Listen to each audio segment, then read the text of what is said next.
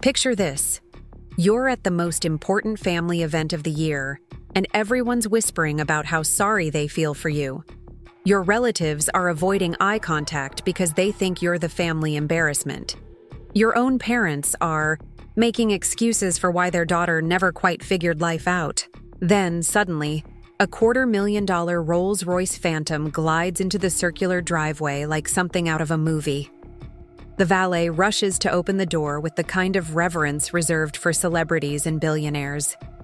Every head turns. Every conversation stops. And then I step out. The gasps were audible. The silence was deafening. And the look of absolute shock on my family's faces? Priceless. Before we jump back in, tell us where you're tuning in from. And if this story touches you, make sure you're subscribed, because tomorrow, I've saved something extra special for you. My name is Rebecca Chen, and at 31 years old, I've learned that sometimes the most powerful revenge is simply showing up as your authentic self. But getting to that point required surviving 7 years of family shame, constant criticism, and the kind of subtle emotional warfare that only comes from people who are supposed to love you unconditionally. Growing up in the affluent suburbs of Denver, Colorado, I was raised in a household where success had a very specific definition. My father, James Chen, built his fortune in commercial real estate development, transforming empty lots into shopping centers and office complexes across the Front Range. He drove a pristine black Mercedes S-Class that he replaced every 2 years, not because he needed to, but because image mattered in his business world. Every client meeting, every networking event, every casual encounter was an opportunity to demonstrate his success through material possessions. My mother, Helen, perfectly complemented his ambitions as a high-end interior designer whose client list read like a who's who of Denver's elite. She transformed multi-million-dollar homes into magazine-worthy showcases, and her own life reflected the same meticulous attention to luxury and appearance. Her pearl-white Lexus SUV was always spotless, always perfectly maintained, always parked, in exactly the right spot to make the right impression. Then there was my older brother, Daniel, who followed the predetermined path with mathematical precision. Harvard Business School, management consulting at McKinsey, eventual partnership, track at a prestigious investment firm. His silver Porsche 911 was his reward for checking every box our parents had ever dreamed of. At 28, he was already earning more money than most people see in a lifetime, and his success validated every choice our parents had made about prioritizing traditional achievement above all else. My younger sister, Amanda, took a different but equally approved route by marrying her college sweetheart, a cardiovascular surgeon named Marcus. Together, they lived in a sprawling house in Cherry Hills Village, complete with a circular driveway that housed her white Range Rover and his forest green BMW. She became a stay-at-home mother to 2 perfect children, embodying the kind of domestic success that our family valued almost as much as professional achievement. And then there was me, the middle child who somehow missed the memo about what success was supposed to look like. My divergence from the family plan began in college when I discovered my passion for digital storytelling and content creation. While my siblings were grinding through business courses and pre-med requirements, I was studying communications and spending my free time learning about social media marketing, video production, and the emerging world of online entrepreneurship. My parents tolerated this phase, assuming it was a temporary detour before I settled into something more respectable. The first crack in their patience appeared when I bought my car during junior year. After working 3 part-time jobs throughout college, tutoring struggling students, managing social media for local restaurants, and freelance writing for small businesses, I had saved enough money to buy my first vehicle. But instead of asking my parents for help to get something impressive, I proudly purchased a 2010 Toyota Camry with 140,000 miles on the odometer for $3,800. The car had personality, I told myself. The silver paint had faded to an almost gray patina. There was a small dent on the passenger side from a previous owner's encounter with a shopping cart, and the fabric seats showed the wear patterns of nearly a decade of daily use. But it was mine, purchased with money I had earned through my own effort, and it represented something my family's luxury vehicles never could: complete financial independence. The reaction from my family was swift and predictable. During my first visit home after purchasing the Camry, my father spent 10 minutes walking around it in the driveway, his expression growing more concerned with each step. "Rebecca," he finally said, "this car is going to reflect poorly on our family. What will people think when they see you driving this?" My mother's response was more subtle but equally cutting.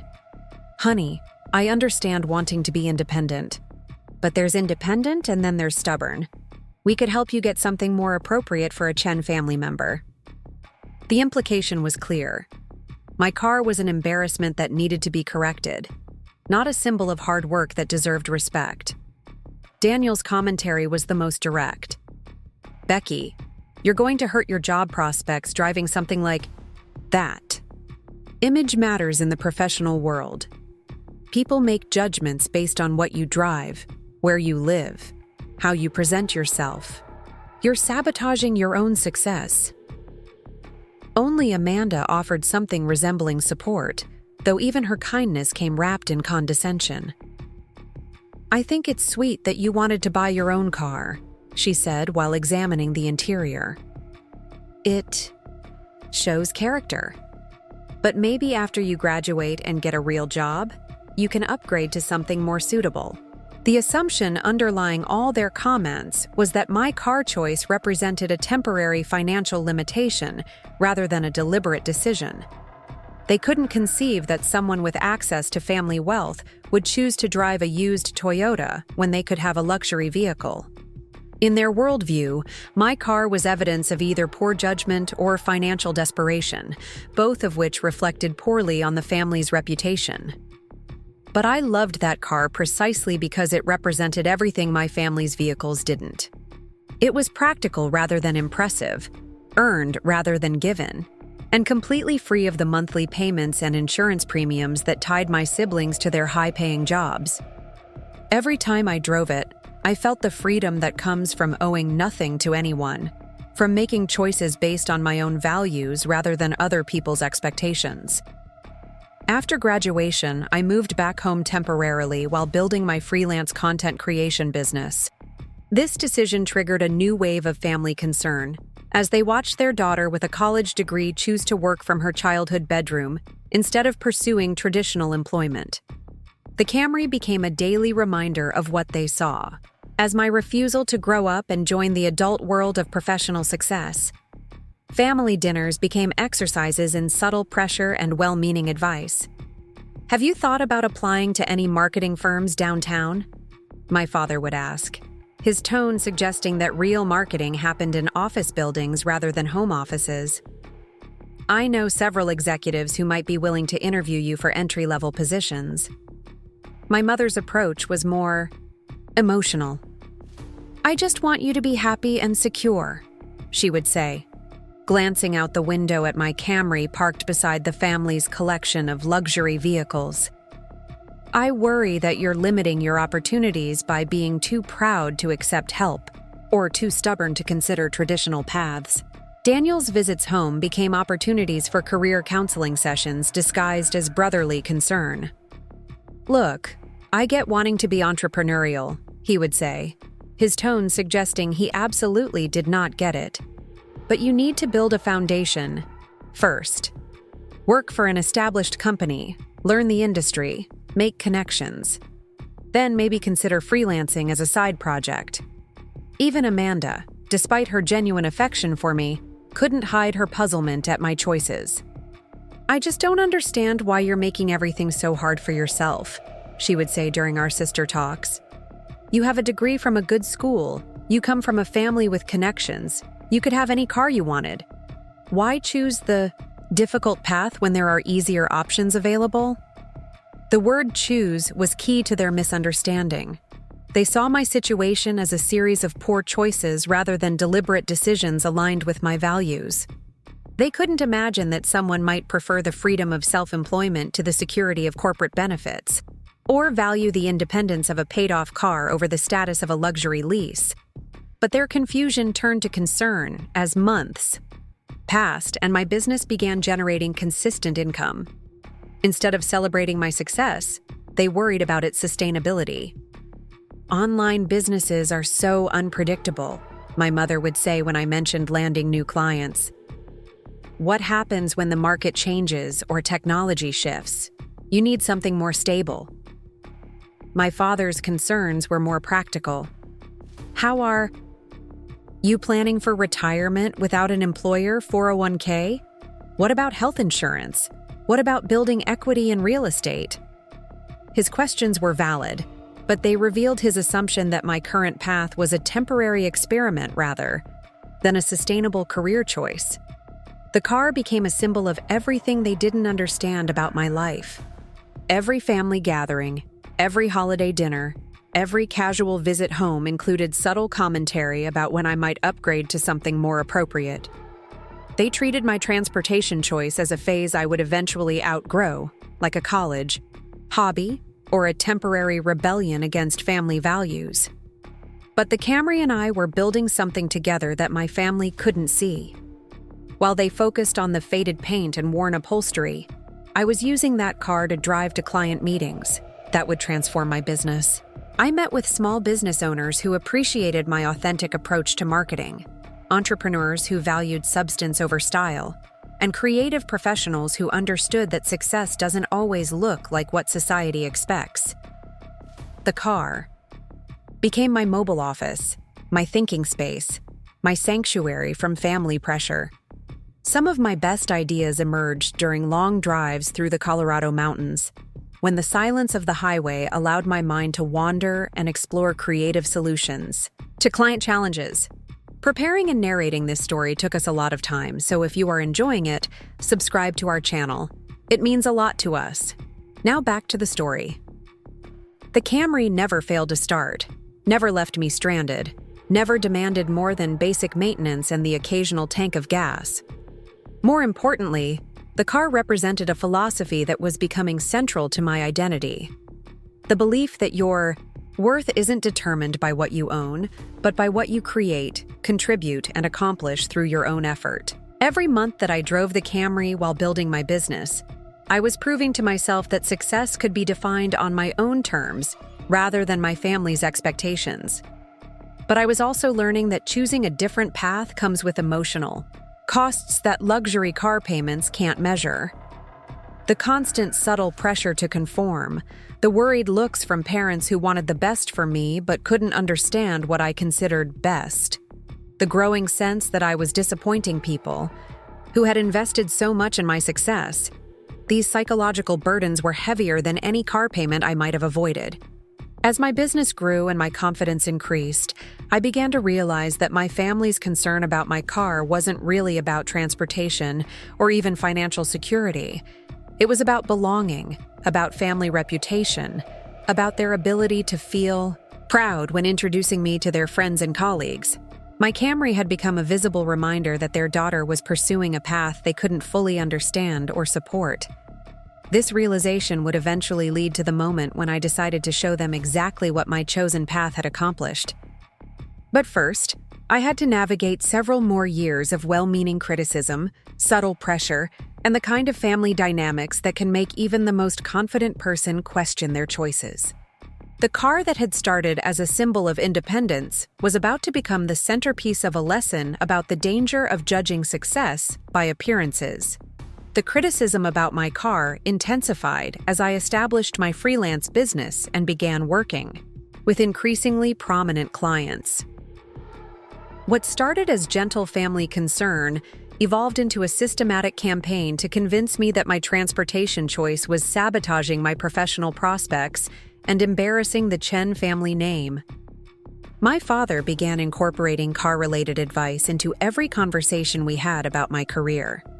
During one particularly memorable dinner, he spent 20 minutes explaining how first impressions in business are formed within seconds of meeting someone, and how arriving at client meetings in my faded Camry was undermining my credibility before I even opened my mouth. He painted vivid scenarios of potential clients questioning my competence based solely on my vehicle, suggesting that I was losing opportunities without even realizing it. His concern reached its peak when he offered to co-sign a lease for a guy. Brand new BMW 3 Series, complete with the premium package and maintenance plan. The monthly payment would have been $800, plus insurance, plus the psychological burden of knowing that my transportation was contingent on his financial backing. When I declined his generous offer, explaining that I preferred to maintain my financial independence, his frustration was palpable. My mother's approach was more subtle but equally persistent. She began forwarding me articles about successful young professionals and their career strategies, each one somehow managing to mention the importance of professional image and appropriate business attire. She would leave printouts of luxury, car advertisements on my desk, circling features and financing options as if she were helping me research a practical purchase, rather than trying to convince me to abandon my principles. Her efforts culminated in an ambush shopping trip disguised as a casual afternoon together. She suggested we visit the Cherry Creek Mall for some mother-daughter bonding time, but our route somehow included stops at 3 different luxury car dealerships.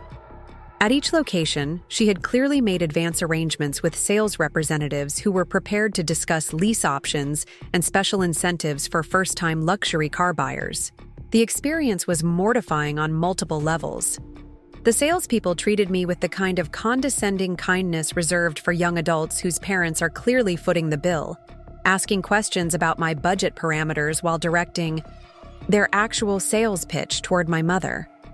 When I explained that I wasn't interested in purchasing or leasing a vehicle, their confusion was evident. Why would someone walk into a luxury dealership without serious buying intentions? My mother's disappointment during the drive home was heavier than any direct criticism. She kept glancing at me with the kind of sad expression usually reserved for discussing terminal illnesses or failed relationships. Finally, she broke the silence with words that would haunt me for months. "I just don't understand why you're so determined to make your life harder than it needs to be. We want to help you succeed, but you have to meet us halfway." The implication was clear. Accepting their version of success required abandoning my own definition of achievement. Meeting them halfway meant compromising my values to accommodate their comfort level with my choices. It was a request disguised as love, but it felt more like emotional blackmail. Daniel's contribution to the family intervention was characteristically direct and business-focused. During one of his visits home, he presented me with a detailed financial analysis of car ownership costs, complete with spreadsheets comparing the total cost of ownership for various vehicle options. His research was thorough, and his conclusions were logical. Leasing a moderately priced luxury sedan would actually cost less per month than the maintenance and repair expenses I was accumulating with my aging Camry. His argument was compelling until I realized that his calculations included several assumptions that revealed his fundamental misunderstanding of my priorities. He assumed that I wanted to minimize my monthly transportation costs rather than eliminate them entirely. He assumed that I valued reliability and performance over the satisfaction of owning something outright. Most importantly, he assumed that my car choice was based on financial limitations rather than philosophical preferences. When I tried to explain that my satisfaction with the Camry went beyond mere economics, that it represented my commitment to living below my means and maintaining complete financial freedom, his response was both dismissive and revealing. "That's all very idealistic, Becky, but you're operating in the real world now. Image matters. Perception influences reality. You can maintain your principles while still presenting yourself professionally." Amanda's approach was the most emotionally manipulative because it came wrapped in genuine sisterly concern. She would invite me to lunch at upscale restaurants in areas where my Camry looked particularly out of place among the BMWs and Mercedes, in the parking lot. The contrast was always noted, not through direct criticism but through worried observations about how I must feel being the only person in our social circle who drove such an old car. Her strategy involved introducing me to her friends and acquaintances, successful women who had married well or built impressive careers, and then highlighting their luxury vehicles as natural extensions of their accomplishments. Sarah just got promoted to partner at her law firm, Amanda would say as we walked past a gleaming white Tesla Model S. She says the car is her reward for all those years of working 90-hour weeks. The implicit message was always the same. Successful people drive impressive cars, and my unwillingness to upgrade suggested either a lack of success or a failure to properly reward myself for my achievements. The idea that I might genuinely prefer my modest vehicle, that I might find more satisfaction in financial freedom than material displays, seemed incomprehensible to her worldview. The family pressure reached its crescendo during my cousin Jennifer's engagement party, held at the exclusive Denver Country Club. The venue required valet parking, and I watched with growing discomfort as luxury vehicle after luxury vehicle was whisked away by uniformed attendants who clearly expected a certain caliber of automobile. When my turn came, the young valet's confusion was evident as he examined my Camry's worn exterior and manual transmission. The awkwardness of the moment was compounded by my family's visible discomfort as other guests noticed our arrival. I could see my parents exchanging glances with relatives, their expressions communicating a mixture of embarrassment and apology. Several family friends approached to greet us, and their surprised reactions to seeing me emerge from such a modest vehicle became a repeated source of tension throughout the evening. My uncle Robert, never one for subtlety, made his opinion known during cocktail hour. "Rebecca," he said loudly enough for surrounding conversations to pause, "when are you going to get yourself a proper car? A bright young woman like you shouldn't be driving around in something that belongs in a scrapyard." His laughter was meant to soften the criticism, but it only amplified the humiliation. The evening's most painful moment came when my grandmother, a woman I deeply respected and admired, pulled me aside for what she clearly considered a necessary conversation. "Dear," she said, in the gentle tone she reserved for serious family matters, "I understand that you're trying to be independent, but sometimes independence can become stubbornness. Your parents are worried about you, and frankly, so am I. That car of yours sends the wrong message about our family's values." Her words carried weight because they came from genuine love and concern, but they also revealed the extent to which my personal choices had become a family crisis. My transportation decision wasn't just affecting my own life, it was creating embarrassment and anxiety for people I cared about. The realization that my commitment to my principles was causing distress for my loved ones added a layer of guilt to an already complicated situation. The drive home from the engagement party was conducted in heavy silence, broken only by my mother's occasional sighs and my father's drumming fingers on the steering wheel of his Mercedes. When we arrived at the house, he finally voiced what had clearly been building throughout the evening. "Rebecca, this has gone far enough. You're 26 years old, you have a college degree, and you're building a business. It's time to present yourself like the successful professional you're becoming." His ultimatum was delivered with the authority of someone accustomed to making executive decisions. Either I would allow them to help me lease an appropriate vehicle, or I would need to find my own living situation while I continued to pursue my unconventional career path. The threat wasn't explicitly stated, but the implication was clear. My continued residence in the family home was contingent on my willingness to conform to their expectations about appropriate professional presentation.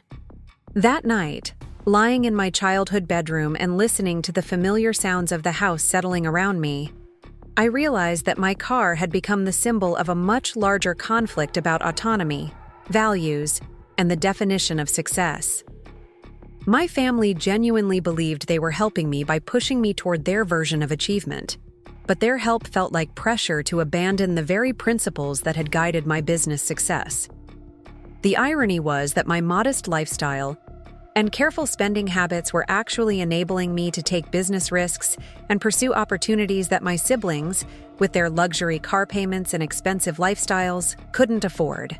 While they were locked into high-paying jobs to support their financial obligations, I had the freedom to be selective about clients, to turn down projects that didn't align with my values, and to invest in long-term business growth rather than short-term income. But explaining this dynamic to my family required them to question their own assumptions about success and happiness, which proved more challenging than I had anticipated.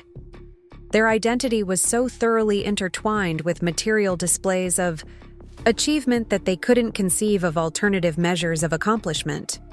My contentment with my modest car wasn't just puzzling to them, it was threatening to their entire worldview. While my family focused on my transportation choices, I was quietly building something that would eventually challenge every assumption they had made about my capabilities and prospects. My freelance content creation business began with small, local clients who needed help with social media management and website content. But it gradually evolved into something much more sophisticated and profitable. My first breakthrough came when I landed a contract with a boutique fitness studio that needed help developing their online presence. The owner, Maria, was a former corporate executive who had left her high-stress job to pursue her passion for yoga and wellness. She understood the value of authentic storytelling and was willing to invest in content that reflected her brand's genuine personality rather than generic marketing messages. Working with Maria taught me the importance of understanding not just what businesses needed, but why they needed it. She didn't want more followers or likes. She wanted to build a community of people who shared her values about health, mindfulness, and personal growth. My job was to help her communicate those values through compelling content that would attract the right audience and build lasting relationships. The success of that initial project led to referrals within Denver's growing wellness and lifestyle business community. I found myself working with organic restaurants, sustainable fashion boutiques, artisanal craft breweries, and innovative tech startups. These clients appreciated my ability to understand their unique brand personalities and translate them into engaging digital content that felt authentic rather than promotional. What set my work apart was my willingness to invest time in truly understanding each client's business model, target audience, and long-term goals. While many content creators focused on producing volume, I concentrated on creating strategic narratives that would build genuine connections between brands and their ideal customers. This approach required more initial research and planning, but it produced results that justified premium pricing. My business model evolved to include comprehensive content strategies that covered everything from social media management to website copywriting to email marketing campaigns. Instead of charging hourly rates for individual services, I developed monthly retainer packages that allowed me to provide ongoing strategic support while generating predictable recurring revenue. The financial success came gradually but consistently. My first year generated $38,000 in revenue, which barely covered my modest living expenses, but proved that my concept was viable. The second year brought $62,000, enough to start building savings while maintaining my debt-free lifestyle. By the third year, I was generating over $90,000 annually while working fewer hours than my corporate employed siblings. But the real validation came from the quality of my client relationships and the impact of my work on their businesses. I received regular testimonials from business owners who credited my content strategies with significant increases in customer engagement, sales conversions, and brand recognition. Several clients experienced growth that allowed them to expand their operations, hire additional staff, or launch new product lines.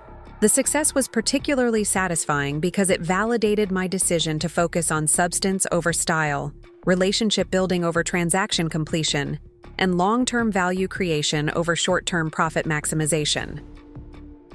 While my family worried about my professional image, my clients were experiencing the benefits of working with someone who prioritized their success over her own convenience. My reputation in Denver's entrepreneurial community began to attract attention from larger businesses and more established brands. A regional restaurant chain hired me to develop content for their expansion into the Colorado market. A national outdoor gear company engaged me to create location-specific content for their Denver flagship store. A prominent real estate development firm brought me on to help launch their luxury residential project. These larger contracts provided opportunities to work with marketing teams and creative professionals who understood the value of strategic content creation. They also exposed me to business owners and executives who had built significant wealth through entrepreneurial ventures rather than traditional corporate careers. For the first time, I was surrounded by people who appreciated my independent approach and understood why I might choose financial freedom over material displays.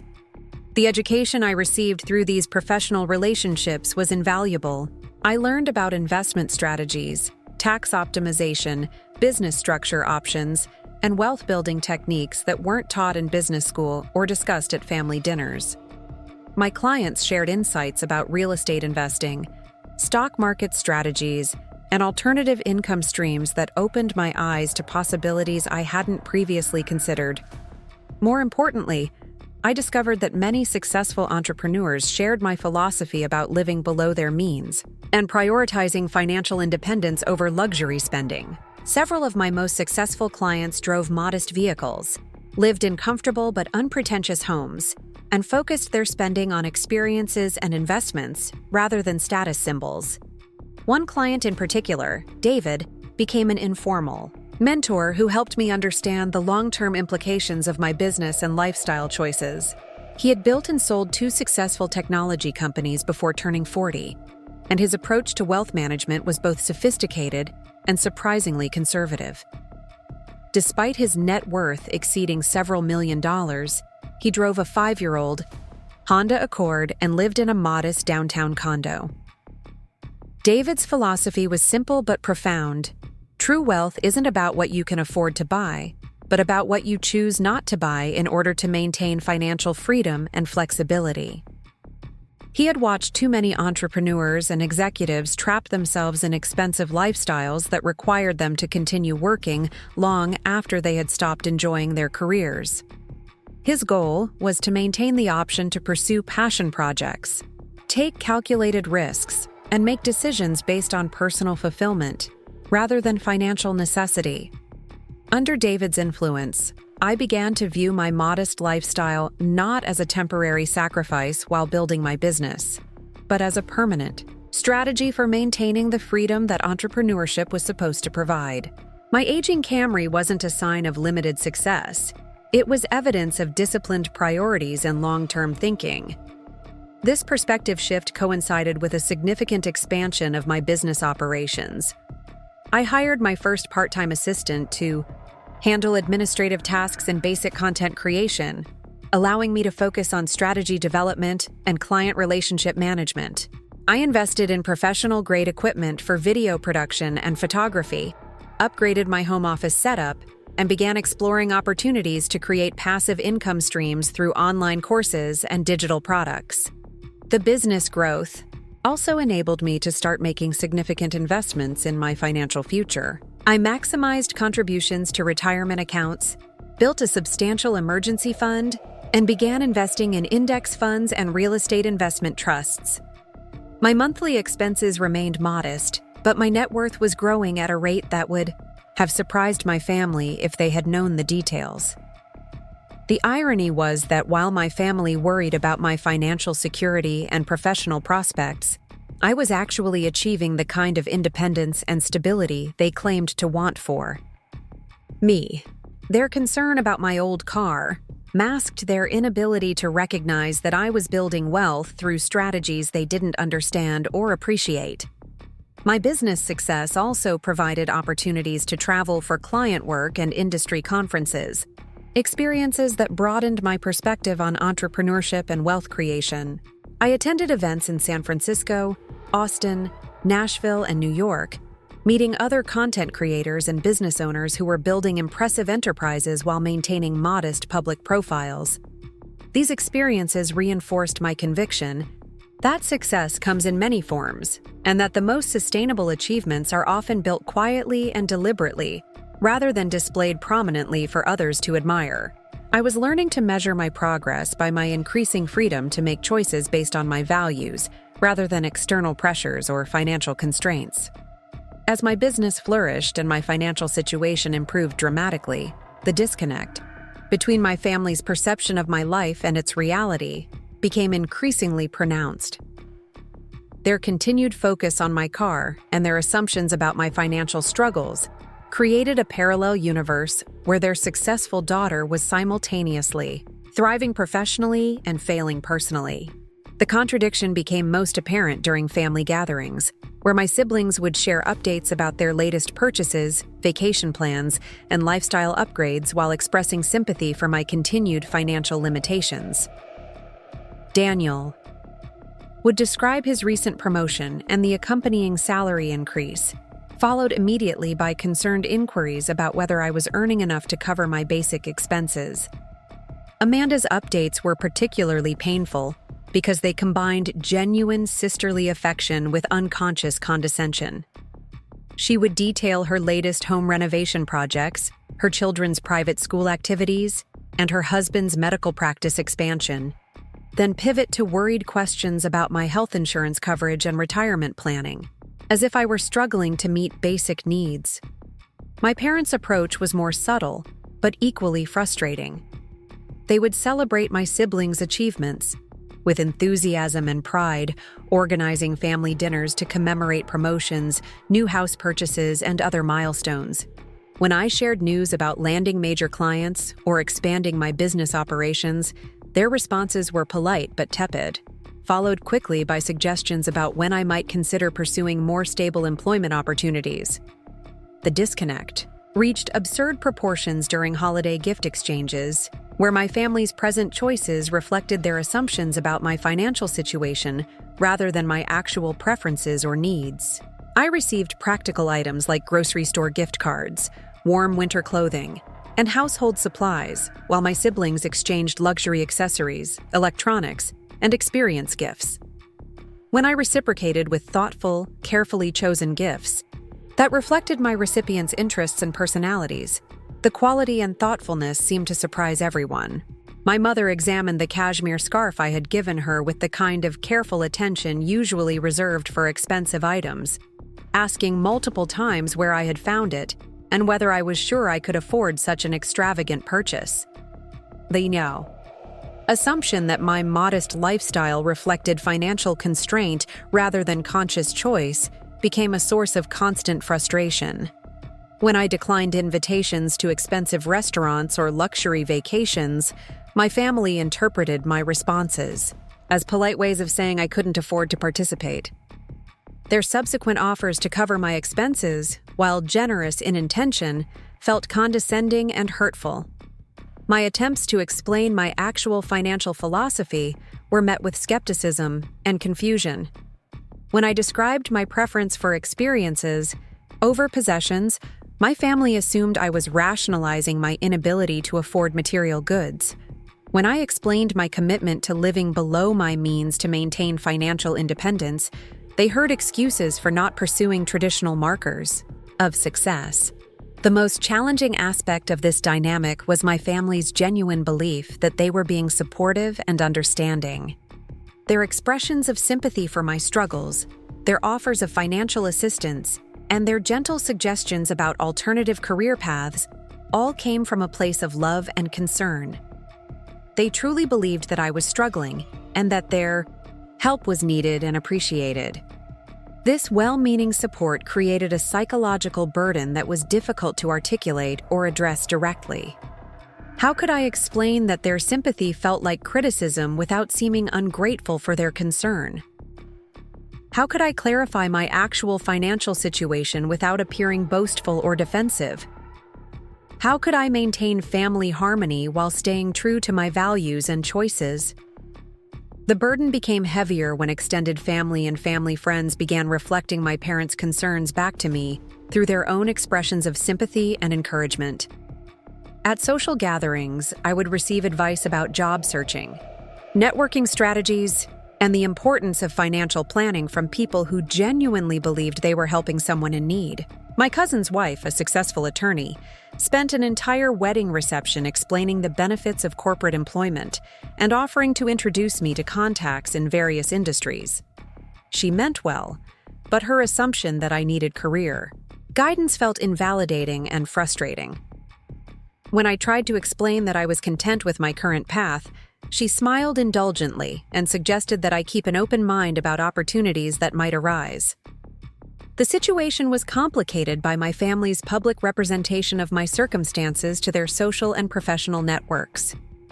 My parents, in their efforts to manage any potential embarrassment about their daughter's unconventional choices, had apparently created a narrative that positioned my freelance work as a temporary arrangement while I figured out my real career direction.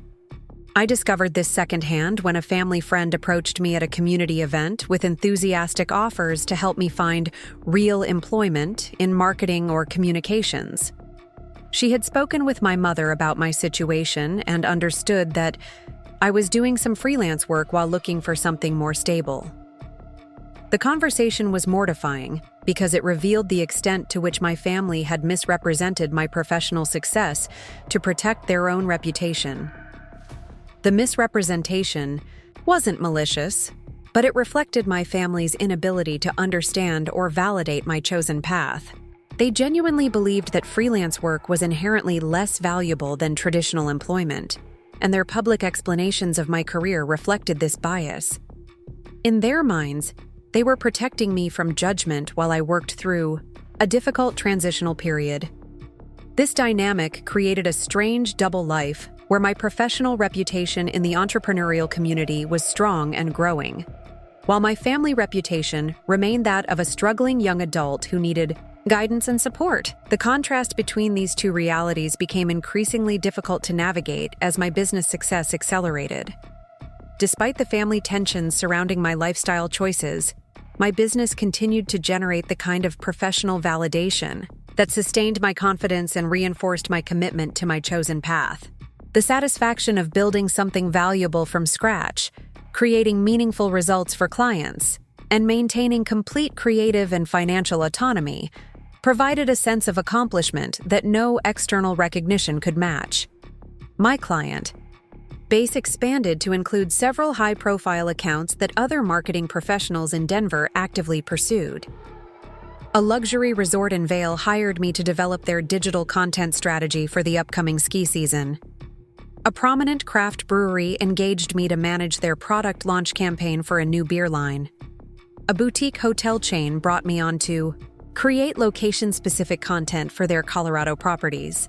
These contracts not only provided substantial revenue, but also offered opportunities to work with seasoned marketing professionals and business executives who appreciated strategic thinking and creative problem-solving. For the first time in my career, I was regularly collaborating with people who understood the value of what I provided and were willing to pay premium rates for exceptional results. The validation was particularly meaningful because it came from people who had no reason to offer false encouragement or sympathy. These were business owners and marketing directors who measured success in concrete terms: increased engagement rates, improved conversion metrics, enhanced brand recognition, and ultimately, higher revenue.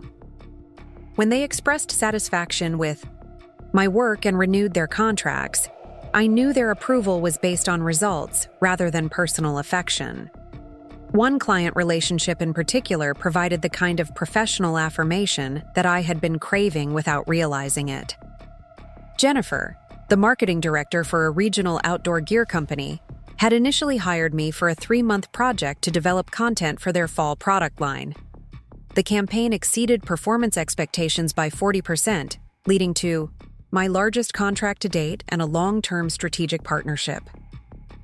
Working with Jennifer's team exposed me to sophisticated marketing analytics, brand positioning strategies, and market research techniques that elevated my understanding of the bus industry. More importantly, Jennifer became a professional mentor who helped me recognize the true value of my skills and encouraged me to price my services accordingly. Under her guidance, I restructured my business model to focus on fewer clients with larger, more comprehensive contracts, rather than managing multiple small projects simultaneously. This approach not only increased my revenue significantly, but also allowed me to develop deeper relationships with clients and create more impactful results. The quality of my work improved when I could invest more time and attention in each project. The financial transformation was remarkable. Within 6 months of implementing Jennifer's suggestions, my monthly revenue had doubled while my stress level had decreased significantly. I was working with clients who valued strategic thinking over quick turnarounds, who understood the importance of brand consistency, and who were willing to invest in long-term relationship building rather than immediate results. This success enabled me to make some lifestyle upgrades that I had been postponing while building my business foundation. I renovated my home office with professional-grade equipment, invested in high-quality camera and audio gear for video content creation, and subscribed to premium software and analytics tools that enhanced my service offerings. I also began investing more seriously in my financial future, working with a fee-only financial advisor to develop a comprehensive wealth-building strategy. My advisor, Michael, was impressed by my debt-free status and conservative spending habits, noting that most entrepreneurs he worked with were either heavily leveraged or spending too aggressively to build substantial savings. Michael helped me understand the long-term implications of my modest lifestyle choices, showing me projections of how my current savings rate and investment strategy would compound over time. The numbers were eye-opening. If I maintained my current trajectory, I would achieve financial independence decades earlier than most people, with the option to pursue passion projects or reduce my workload long before traditional retirement age. The financial planning process also revealed how significantly my net worth had grown over the previous 3 years. While my family worried about my financial security, I had actually accumulated more liquid assets than my siblings despite their higher incomes and more expensive lifestyles. The combination of modest expenses, aggressive saving, and strategic investing had created a financial foundation that provided genuine security and flexibility. This realization prompted me to consider whether my continued residence in my childhood home was still serving my best interests. While the arrangement allowed me to save money and maintain close family relationships, it also perpetuated their perception of me as someone who needed support and guidance rather than someone who had achieved considerable success through her own efforts. The decision to maintain my modest public profile was becoming more complicated as my business success accelerated. While I genuinely preferred substance over style and valued financial independence over material displays, I was beginning to understand that my family's inability to recognize my achievements was partially due to my own reluctance to demonstrate them in ways they would understand and appreciate. The internal conflict between staying true to my values and helping my family understand my success would soon reach a breaking point that would force me to make some difficult decisions about how to present myself and my accomplishments to the people I loved most. The shift in my family's attitude became unmistakable during what should have been a celebration of my professional achievements. I had just signed my largest contract to date, a year-long engagement with a national wellness brand that would triple my annual revenue and establish me as a leading content strategist in the health and lifestyle sector. The project involved developing comprehensive digital campaigns across multiple platforms, creating educational content series, and managing influencer partnerships for a company whose products were sold in major retailers nationwide. When I shared this news during our weekly family dinner, expecting some recognition of this milestone, the response was a masterclass in subtle dismissal disguised as concern. My father's immediate reaction was to question the stability of contract work, wondering aloud what would happen when the project ended and whether I had considered the stress of constantly searching for new clients. His tone suggested that landing a major contract was less impressive than maintaining steady employment, despite the fact that this single project would earn me more than many people make in their corporate jobs. My mother's contribution was even more revealing. Instead of congratulating me on the achievement, she immediately pivoted to worrying about the increased workload and whether I would be able to handle the pressure. Her questions focused on my capacity to deliver rather than my success in earning the opportunity, as if she assumed that any business willing to pay me substantial fees must have made a mistake in their vendor selection process. Daniel's response was perhaps the most frustrating because it came wrapped in brotherly advice that completely missed the significance of what I had accomplished.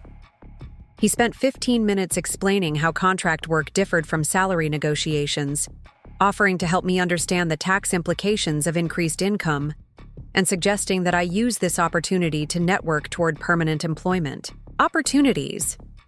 His inability to recognize that I had deliberately chosen entrepreneurship over traditional employment revealed how fundamentally he misunderstood my career trajectory.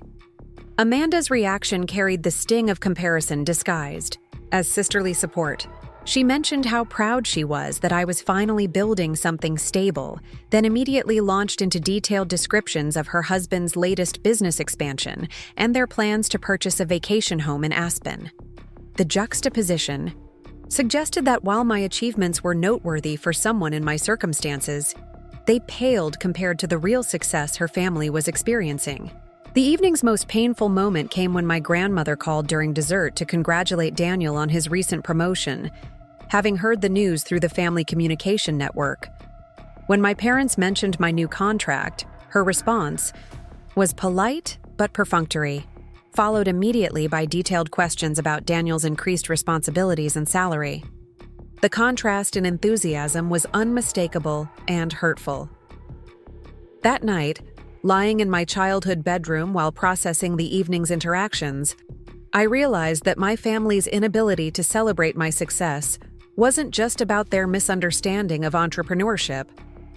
It reflected a deeper assumption that my achievements were somehow less valuable because they didn't conform to traditional metrics of professional accomplishment. My growing revenue, expanding client base, and increasing industry recognition meant nothing to them because these successes weren't accompanied by the corporate titles, steady paychecks, and conventional benefits they associated with real achievement. The realization prompted me to examine other recent interactions through this new lens, and the pattern became undeniable. When I had mentioned winning a competitive proposal process that involved presenting to senior executives from multiple companies, my family's reaction focused on whether the project would lead to full-time employment opportunities rather than celebrating the professional validation of being selected over established marketing agencies. When I described the creative satisfaction of developing campaigns that generated measurable results for clients, their concerns centered on the emotional stress of having my income dependent on client satisfaction, rather than recognizing the expertise required to consistently deliver successful outcomes. When I explained my decision to raise my rates significantly based on market demand for my services, they worried about pricing myself out of opportunities rather than acknowledging that market demand reflected the value I provided. The disconnect became more pronounced as my success accelerated. Each new achievement seemed to trigger fresh concerns about sustainability, stability, and long-term planning rather than pride in my accomplishments. My family had become so invested in their narrative of my professional struggle that they couldn't adjust their perspective to accommodate evidence of my success. This dynamic created an increasingly uncomfortable emotional burden. I found myself downplaying achievements to avoid triggering their anxiety, minimizing the significance of new contracts to prevent lectures about financial planning, and avoiding detailed discussions of my work to prevent well-meaning advice about career development. The very people who should have been celebrating my success had become obstacles to sharing my professional joy. The situation worsened when my success began attracting attention from other family members and family friends who had heard about my work through professional networks. My uncle Richard, who owned several successful restaurants, approached me at a family barbecue with genuine interest in discussing my marketing strategies and potential collaboration opportunities. His respectful questions about my business model and client development process were the kind of professional recognition I had been craving from my immediate family. However, his obvious respect for my expertise seemed to make my parents uncomfortable rather than proud. I watched them exchange glances as he described my reputation in the local business community and mentioned hearing positive feedback about my work from other entrepreneurs. Instead of basking in their daughter's professional recognition, they appeared concerned that Richard's validation might give me unrealistic expectations about my career prospects. The contrast became even more stark when Richard casually mentioned that several business owners he knew were actively seeking content, marketing support, and wondering if I might be interested in additional projects. His assumption that I was in a position to be selective about opportunities, that my services were in demand, and that I had established a professional reputation worth leveraging, stood in sharp contrast to my family's persistent concerns about my financial security and career stability. That evening, after Richard left, my father felt compelled to offer a warning about the dangers of overconfidence in business relationships. He cautioned me against assuming that Richard's friendly interest translated into serious business opportunities, suggested that family connections weren't reliable foundations for professional growth, and reminded me that personal relationships could be damaged by business disappointments.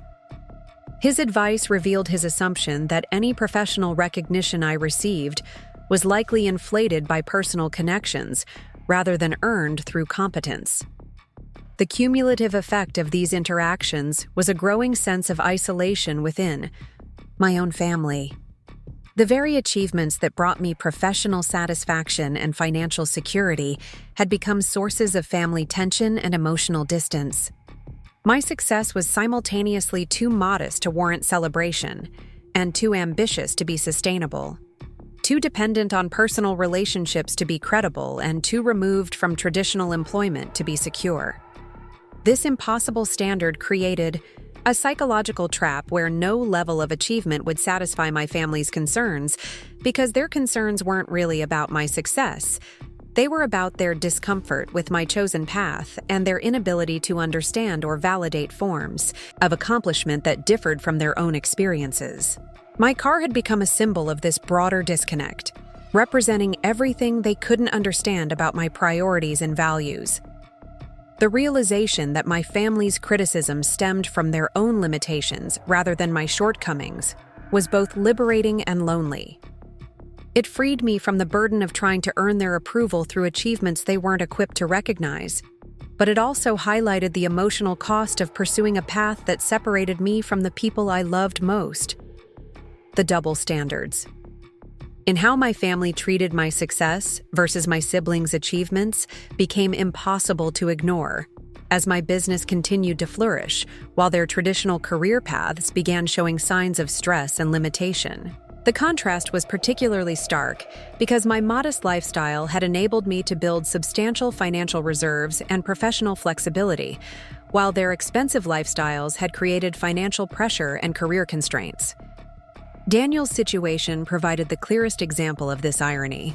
His prestigious position at the investment firm came with impressive compensation, but also with brutal hours, constant pressure to generate revenue, and the ever-present threat of performance-based termination. During a rare weekend visit home, he confided that he was working 70-hour weeks, had missed his girlfriend's birthday for the third consecutive year, and was considering leaving the firm despite the golden handcuffs of stock options and deferred compensation. His stress was palpable as he described the office politics, the pressure to maintain client relationships, and the constant competition with colleagues who were equally ambitious and ruthless.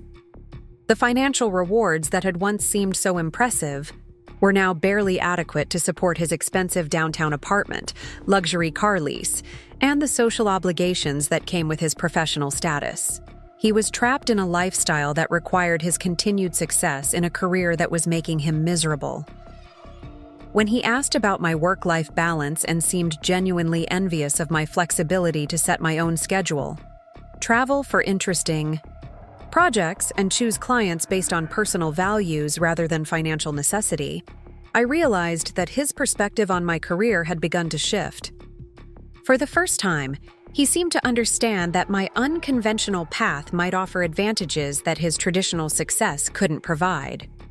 However, my parents' response to Daniel's stress was markedly different from their reaction to any challenges I faced in my business. When he expressed frustration with his demanding schedule, they offered sympathy and understanding. When he mentioned considering career changes, they supported his right to prioritize happiness over income. When he complained about the pressure to maintain his expensive lifestyle, they validated his feelings without suggesting that he had made poor choices. In contrast, when I had mentioned the occasional stress of managing multiple client deadlines, or the challenge of balancing creative work with business development. Their immediate response was to suggest that these difficulties proved that freelance work was inherently unstable and that I should consider more secure employment options. The same pressures that were unfortunate realities of Daniel's successful career became evidence of my career's fundamental flaws. Amanda's situation provided another example of the growing disparity between perception and reality in our family. Dynamics. Her marriage to Marcus had initially seemed like the perfect combination of professional success and personal fulfillment. But recent conversations revealed significant stress beneath the surface of their affluent lifestyle. Marcus's medical practice was thriving financially, but the demands of running a successful surgical practice left little time for family life or personal relationships. Amanda's role as a stay-at-home mother in an expensive neighborhood came with social pressures and expectations that she was struggling to meet. The other mothers in their social circle competed over children's activities, home renovations, and luxury purchases in ways that created constant financial pressure despite Marcus's substantial income. Their beautiful house in Cherry Hills Village came with a mortgage payment that required both of Marcus's income streams, leaving them with little financial flexibility despite their impressive gross earnings. When Amanda mentioned feeling overwhelmed by the social expectations and financial pressures of their lifestyle, my parents responded with empathy and practical suggestions for managing stress. They acknowledged that success often came with unexpected challenges and praised her for maintaining high standards while supporting Marcus's demanding career. Their understanding and support stood in sharp contrast to their reaction when I had mentioned the occasional isolation of working from home or the challenge of explaining my career to people who didn't understand entrepreneurship. The different standards became most apparent during family discussions about financial planning and investment strategies. When Daniel mentioned his stock options and retirement planning through his firm's benefits package, my parents expressed pride in his financial sophistication and long-term thinking. When Amanda described their real estate investments and Marcus's practice equity, they praised their wealth-building strategy and smart financial decisions. When I mentioned my investment portfolio, which had grown substantially due to my modest expenses and aggressive saving rate, their response was polite but skeptical. They questioned whether my investments were diversified enough, whether I understood the risks involved, and whether I should consider more conservative approaches given my irregular income. The implication was that my financial planning was inherently less sophisticated because it wasn't managed through corporate benefits packages or traditional wealth management services. The irony was that my financial position was actually stronger than my siblings in several important ways. My debt-free status meant that market downturns or income fluctuations wouldn't threaten my basic security. My modest living expenses provided substantial buffer for unexpected challenges. My diverse client base reduced my dependence on any single income source. My liquid savings exceeded what most financial advisors recommend for emergency funds. Yet these advantages were invisible to my family because they didn't conform to traditional markers of financial success. My portfolio statements didn't include employer matching contributions or stock options. My retirement planning didn't involve corporate pension plans or deferred compensation agreements. My wealth accumulation strategy didn't include real estate appreciation or business equity in recognizable forms. The disparity in treatment became especially painful during family celebrations where my siblings' achievements were highlighted, while my successes were minimized or ignored entirely.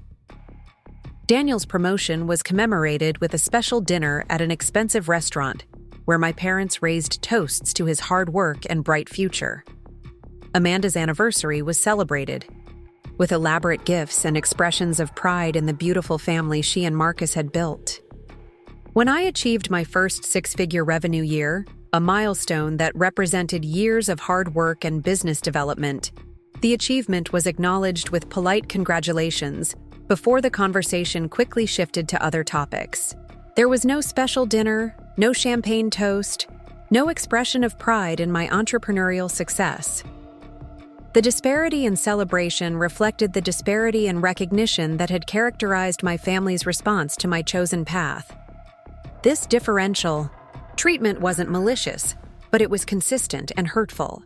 My family had unconsciously created a hierarchy of achievement where traditional career markers received enthusiastic support, while entrepreneurial success was treated with cautious skepticism. Their genuine love for me was evident, but their approval remained conditional on my eventual conformity to their definition of professional accomplishment. The emotional toll of this dynamic was significant. I found myself anticipating disappointment rather than support when sharing professional news with my family.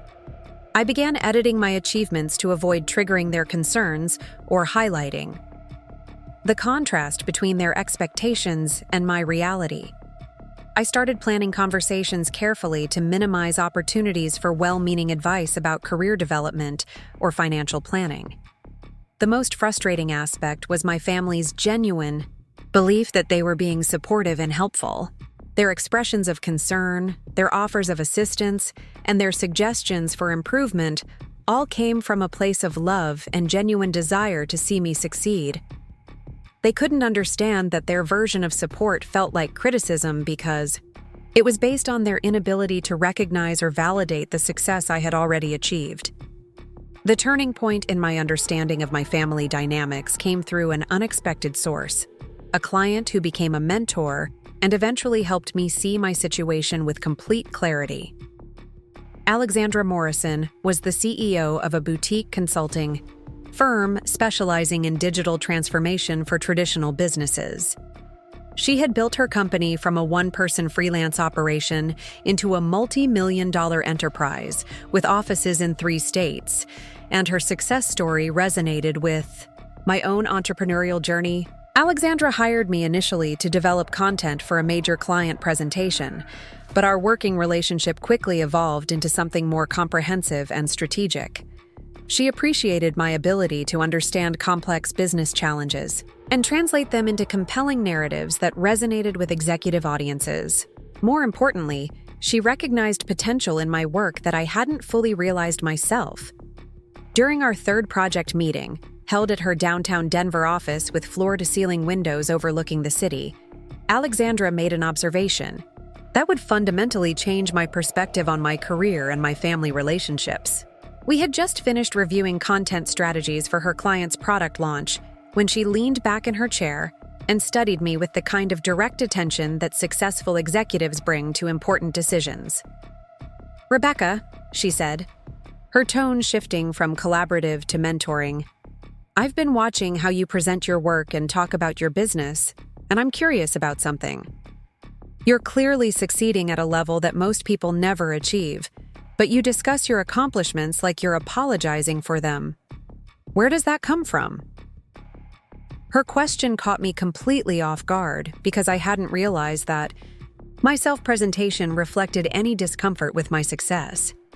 In my mind, I was simply being modest and professional, avoiding the kind of boastful self-promotion that seemed distasteful and unprofessional. But Alexandra's observation forced me to examine whether my modesty had crossed into self-deprecation, and whether my humility was actually undermining my credibility. "I don't want to seem arrogant or presumptuous," I replied, suddenly aware that my response proved her point. "I think it's important to stay humble and focus on delivering value rather than promoting myself." Alexandra's laugh was knowing rather than dismissive. Humility is valuable, but there's a difference between being humble and hiding your light under a bushel. You've built something impressive here, and you have every right to own that success. Who taught you that achievement should be apologized for rather than celebrated? The question hit me like a physical blow because it illuminated something I had never consciously recognized. My discomfort with claiming credit for my achievements, my tendency to minimize my successes, and my habit of focusing on challenges rather than accomplishments weren't natural personality traits. They were learned responses to a family environment that had never quite known how to celebrate my unconventional path.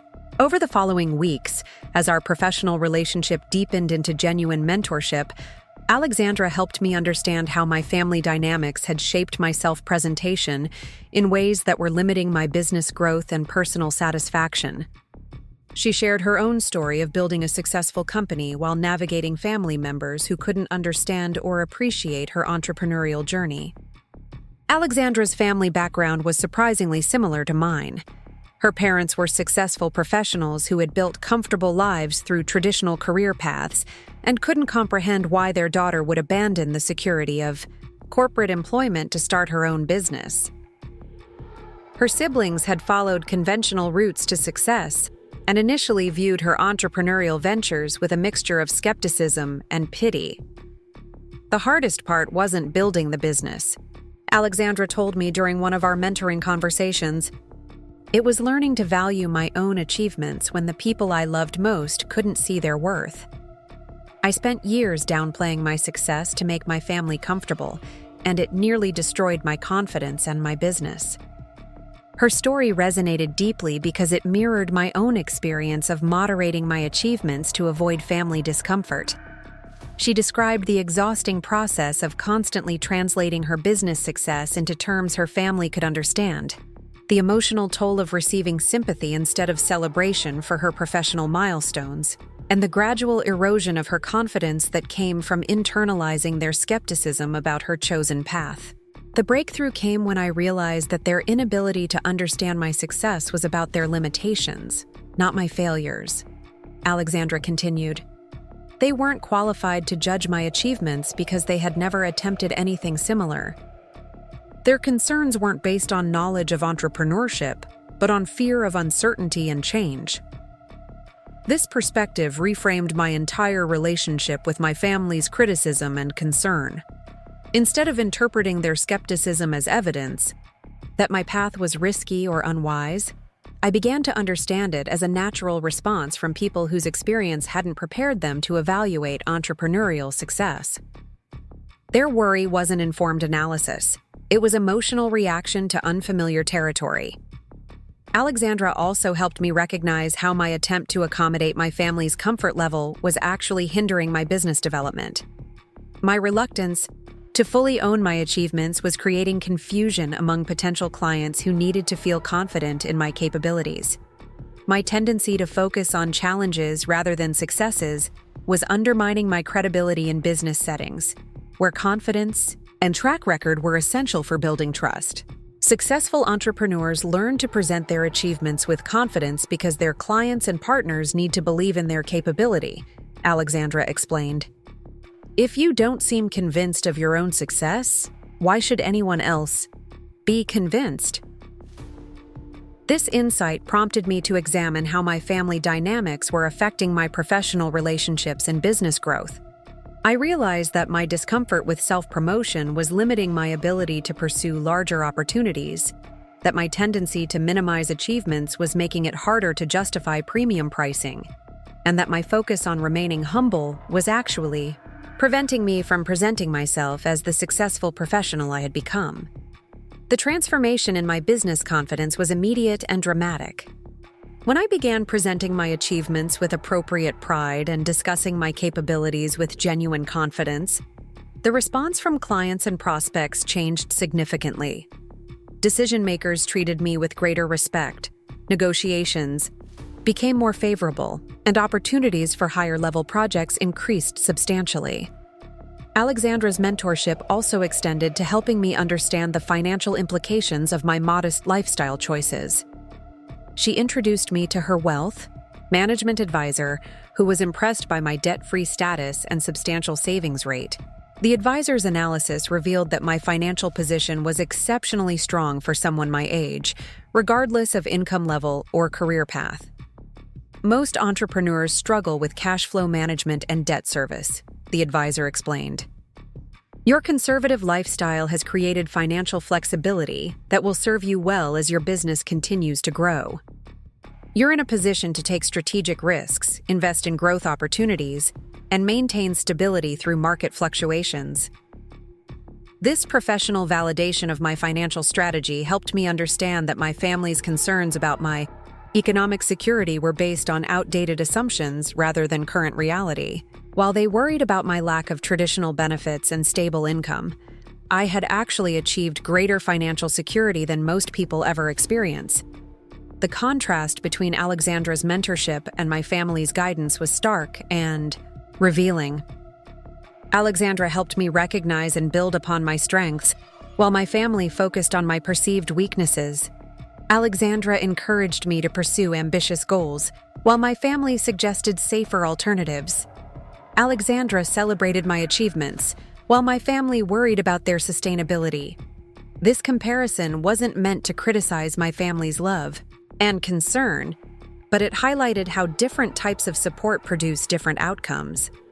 My family's well-meaning guidance was based on their desire to protect me from disappointment and ensure my security, but it was limiting my growth and undermining my confidence. Alexandra's mentorship was based on her recognition of my potential and her commitment to helping me achieve it. The realization that I needed to seek validation and guidance from people who understood my path, rather than trying to earn approval from people who couldn't appreciate it, was both liberating and painful. It meant accepting that my family's love didn't automatically translate into useful career advice, and that their concern didn't necessarily reflect accurate assessment of my situation. The devastating moment of clarity came not through a dramatic confrontation or shocking discovery, but through an ordinary family conversation that revealed the true depth of my family's misunderstanding of my life and achievements. The realization emerged gradually during what was supposed to be a casual Sunday dinner, but it fundamentally changed my understanding of my place in my family and the way they perceived my success. The conversation began innocuously when my cousin Jennifer called during dessert to share news about her recent promotion to senior manager at a prestigious accounting firm. The family passed the phone around, each person offering congratulations and asking detailed questions about her new responsibilities, salary increase, and advancement opportunities. The enthusiasm and pride in everyone's voices were unmistakable as they celebrated Jennifer's achievement and discussed her bright professional future. When the call ended, my father raised his wine glass in a toast to family success, specifically mentioning Jennifer's accomplishment as an example of the kind of achievement that made the whole family proud. The moment felt like an opportunity to share some positive news of my own, so I mentioned that I had just signed 2 new major contracts that would make this my highest-earning quarter to date. The response was polite but lukewarm, a stark contrast to the excitement that had greeted Jennifer's news. My mother smiled and said, "That's nice, dear," before immediately shifting the conversation to asking Amanda about her children's upcoming school activities. Daniel nodded approvingly, but offered no follow-up questions about the contracts or their significance for my business growth. The disparity in reaction was subtle, but unmistakable, and it prompted me to pay closer attention to how my family processed information about my professional life compared to my siblings' careers. Over the course of the evening, I began to notice patterns in their responses that revealed their fundamental assumptions about my work and its value. When Daniel mentioned a challenging project at his firm, the family listened with rapt attention and offered thoughtful advice and encouragement. When Amanda described her volunteer work organizing a school fundraiser, everyone praised her dedication and community involvement. When I described the creative process of developing a comprehensive campaign for a national client, their responses were polite but brief, followed quickly by subject changes or questions directed toward other family members. The most revealing moment came when my mother asked Jennifer, during a follow-up call later that evening, to explain exactly what her new position entailed and how her career trajectory might develop over the next few years. The detailed conversation lasted nearly 20 minutes, with my parents asking sophisticated questions about corporate advancement, industry trends, and long-term financial planning. I realized that my parents had never asked similar questions about my business, never sought to understand the specifics of what I did for clients, never inquired about my industry knowledge or professional development. Their questions about my work were limited to basic concerns about income stability and health insurance coverage, as if the actual substance of my professional activity was either too simple to warrant detailed discussion or too unstable to justify serious attention. This realization prompted me to reflect on years of family conversations and identify the underlying assumptions that shaped my family's understanding of my career. They had never asked me to explain my marketing strategies, discuss my client development process, or describe the creative challenges involved in developing successful campaigns. They had never inquired about my industry reputation, my competitive advantages, or my plans for business expansion. Their lack of curiosity wasn't malicious, but it was revealing.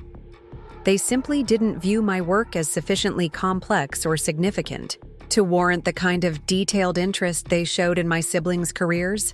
In their minds, freelance content creation was a temporary activity rather than a serious profession, a way to earn money while figuring out real career plans rather than a legitimate business enterprise in its own right. The crushing weight of this realization intensified when I began to understand how they discussed my situation with extended family and family friends. Through careful observation and occasional overheard conversations, I discovered that my parents had developed a narrative about my life that positioned my freelance work as a transitional phase rather than a chosen career path. When family friends asked about my professional activities, my parents would describe my work in terms that emphasized its temporary nature and my continued search for more stable employment. They would mention that I was doing some freelance marketing work while exploring other opportunities, or building experience in communications before deciding on a long-term career direction. This framing wasn't intentionally dishonest, but it revealed their genuine belief that my current success was a stepping stone to something more legitimate, rather than a destination in itself. They couldn't conceive that someone with my education and capabilities would deliberately choose entrepreneurship over traditional employment, so they interpreted my business as evidence of continued job searching rather than deliberate career building. The most painful aspect of this discovery was understanding how my family's narrative affected other people's perception of my situation. Extended family members, family friends, and social acquaintances had been led to believe that I was struggling to find my professional direction rather than succeeding in my chosen field. Their expressions of sympathy and offers of assistance were based on misinformation about my actual circumstances. This dynamic became especially clear during a family birthday party, where several family friends approached me with job search, advice, and networking offers. One well-meaning attorney spent 15 minutes explaining how to leverage my communications background for positions in corporate marketing departments. Another family friend, a business owner, offered to introduce me to his human resources director who might have opportunities for someone with my skills. Their genuine desire to help was touching, but their assumption that I needed career assistance was based entirely on my parents' representation of my situation. When I tried to politely explain that I was content with my current work, their responses suggested they interpreted my satisfaction as resignation to a less-than-ideal situation rather than genuine professional fulfillment. The conversation that shattered my remaining illusions about my family's understanding occurred the following week, when I overheard my mother talking to her sister during a phone call. I wasn't intentionally eavesdropping, but their conversation was audible from the kitchen where I was preparing lunch. "I'm worried about Rebecca," my mother was saying. "She's been doing this freelance thing for years now, and she doesn't seem to be making any progress toward a real career. She drives that old car, lives at home, and seems content with just scraping by. I don't know how to help her see that she needs to think bigger about her future." Her sister's response was equally revealing. "Some people are just satisfied with less, I suppose. Not everyone has the drive to achieve what Daniel and Amanda have accomplished. Maybe Rebecca is just happier with a simpler life." The conversation continued with my mother expressing concern about my lack of ambition, my apparent satisfaction with modest circumstances, and her worry that I would never achieve the kind of success that would allow me to build a family and financial security. The irony was suffocating. While they worried about my financial future, I was actually building wealth at a rate that exceeded my siblings' accumulation despite their higher profile careers. But the most devastating realization was understanding that my family's concern wasn't really about my financial security or professional development. It was about their comfort with my choices and their ability to feel proud when discussing my achievements with their social circle. My modest lifestyle and unconventional career path didn't provide them with the kind of bragging rights that traditional success markers offered. They genuinely loved me and wanted me to be happy, but their definition of happiness was inextricably linked to external validation and social recognition. They couldn't understand that I might find satisfaction in financial independence, creative fulfillment, and professional autonomy because these achievements weren't easily communicated to others or readily understood by people outside the entrepreneurial community. That night, processing the full implications of what I had discovered, I realized that my family's inability to appreciate my success wasn't a temporary misunderstanding that would resolve itself over time. It was a fundamental incompatibility between their values and mine, between their definition of achievement and my actual accomplishments. The crushing weight of this realization was compounded by my understanding that no amount of success in my chosen field would ever satisfy their concerns or earn their genuine pride. They would always view my achievements as consolation prizes rather than authentic accomplishments, always worry about my security rather than celebrate my independence, always hope that I would eventually pursue something more recognizable rather than appreciating what I had already built. This understanding forced me to confront a painful question. Was I willing to continue seeking approval from people who were fundamentally unable to provide it? Or was it time to find validation from sources that could appreciate and understand my actual achievements? The answer would determine not just how I presented myself to my family, but how I chose to live my life going forward. The invitation to my cousin Rachel's wedding arrived on cream-colored cardstock with elegant gold lettering, announcing a celebration at the Four Seasons Resort in Vail. The venue alone suggested the scale and sophistication of the event that the Morrison family had planned for their eldest daughter. Rachel had always been the golden child among our generation of cousins, graduating summa cum laude from Northwestern before landing a coveted position at a top-tier consulting firm in Chicago. Her engagement to James, a successful investment banker, represented everything our family valued about strategic life planning and professional achievement. The wedding would bring together 4 generations of family members, along with James's equally accomplished relatives and their extensive network of successful friends and colleagues. It was exactly the kind of high-profile family gathering, where appearances mattered, where conversations naturally turned to career achievements and lifestyle accomplishments, where everyone would be carefully observing and mentally cataloging the success markers displayed by extended family members. As I held the invitation, I realized that this event represented a crucial decision point in my relationship with my family and my own self-presentation. I could continue arriving at family gatherings in my aging Camry, wearing modest clothing, and downplaying my achievements to avoid triggering family concerns about my stability and prospects. This approach would maintain the status quo, preserving family harmony while perpetuating their misconceptions about my financial situation and professional success.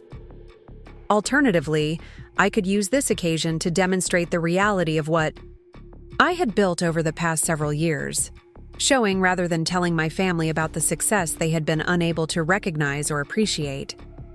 This option carried significant risks, including the possibility of creating family conflict, appearing boastful or manipulative, and permanently altering dynamics that had been established over years of careful navigation.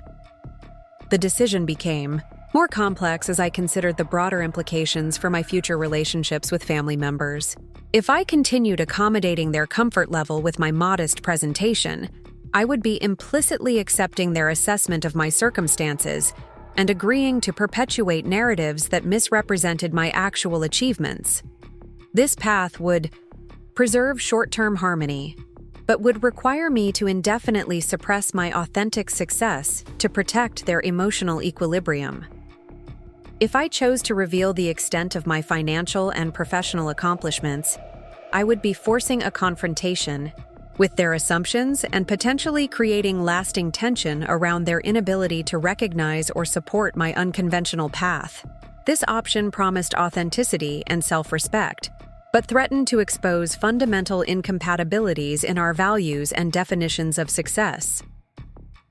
The complexity of this decision was compounded by my recent conversations with Alexandra, whose mentorship had helped me understand how my accommodation of family misconceptions was limiting my professional growth and personal satisfaction. Her guidance had revealed that my reluctance to own my achievements wasn't just affecting family dynamics. It was undermining my credibility in business settings and limiting my ability to pursue the most ambitious opportunities.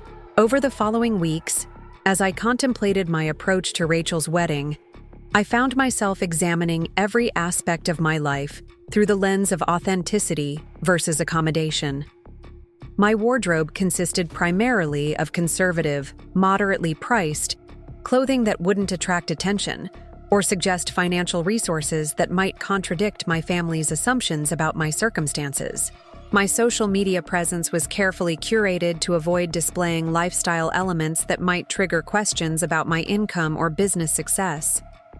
Even my home office setup, while functionally sophisticated and professionally equipped, was designed to appear modest and understated when family members occasionally visited. I had unconsciously created an entire presentation of myself that prioritized my family's comfort over my own authenticity, and the wedding invitation forced me to confront the sustainability and personal cost of this approach. The decision was further complicated by my growing understanding of how my family's misconceptions were affecting my relationships with extended family members and family friends. The narrative my parents had created about my professional struggles and financial limitations had spread throughout our social network, creating a web of misunderstanding that would be difficult to correct without appearing to have deliberately misled people about my circumstances. Yet the alternative of continuing to live within this false narrative felt increasingly unbearable as my business success accelerated and my financial position strengthened. The disconnect between my authentic life and my family presentation had grown so significant that maintaining it required constant mental energy and emotional suppression that was taking a toll on my overall well-being and professional confidence. After extensive consideration and multiple conversations with Alexandra about the implications of different approaches, I made a decision that would fundamentally alter my family relationships and force a long overdue reckoning with their assumptions about my life and choices. I would attend Rachel's wedding in a manner that accurately reflected my actual financial position and professional success, regardless of the discomfort or confusion this revelation might create. The decision required careful planning and strategic thinking about how to present my success in ways that would be impossible to dismiss or explain away. Simply wearing expensive clothing or jewelry might be attributed to splurging for a special occasion or borrowing items for the event. Arriving in a luxury rental car could be explained as a temporary indulgence or a practical choice for a long-distance trip to a mountain resort. Instead, I decided to arrange for a level of presentation that would unambiguously communicate substantial financial resources and established success. Through my business network, I contacted Marcus, a professional chauffeur service owner who specialized in luxury transportation for corporate executives and high-net-worth individuals. His fleet included several ultra-premium vehicles that were typically reserved for the most exclusive clients and special occasions. The Rolls Royce Phantom that Marcus recommended was a vehicle that commanded attention and respect in any setting. Its presence would be impossible to ignore or explain away as anything other than evidence of significant financial resources and sophisticated taste. The car's $250,000 value and distinctive appearance would immediately communicate a level of success that would force my family to reconsider every assumption they had made about my circumstances. The decision to hire Marcus and the Rolls Royce represented more than transportation to a family wedding. It was a declaration of independence from my family's misconceptions and a commitment to presenting myself authentically regardless of their ability to understand or appreciate my achievements. The choice carried emotional weight because it represented my final attempt to earn their recognition and respect through undeniable evidence of my success. If they continued to dismiss or minimize my achievements even after such a dramatic demonstration of my financial position, I would have definitive proof that their inability to appreciate my success was permanent and not subject to change regardless of my accomplishments. This clarity would be painful but liberating, allowing me to stop seeking their approval and focus my energy on relationships and activities that provided genuine support and validation. The weeks leading up to the wedding were filled with detailed planning and careful preparation. I worked with a personal stylist to select an outfit that would complement the dramatic statement of arriving in a Rolls Royce while maintaining appropriate elegance for a formal family wedding. The dress I chose was a custom creation from a Denver designer known for her work with high-profile clients, incorporating subtle details that would be appreciated by people familiar with luxury fashion. I also prepared myself emotionally for the range of possible reactions from family members, from surprise and confusion to potential resentment or accusations of showing off. Alexandra helped me rehearse responses to likely questions and criticisms, emphasizing the importance of presenting my success with confidence rather than defensiveness while remaining gracious about family members' previous misconceptions. The investment in this presentation was substantial, representing several months of business revenue, but I viewed it as a necessary expense for my long-term emotional well-being and family relationships. The cost was manageable because of the financial foundation I had built through years of modest living and aggressive saving, ironically made possible by the very lifestyle choices my family had criticized. As the wedding date approached, I found myself experiencing a mixture of anticipation and anxiety about the confrontation I was orchestrating.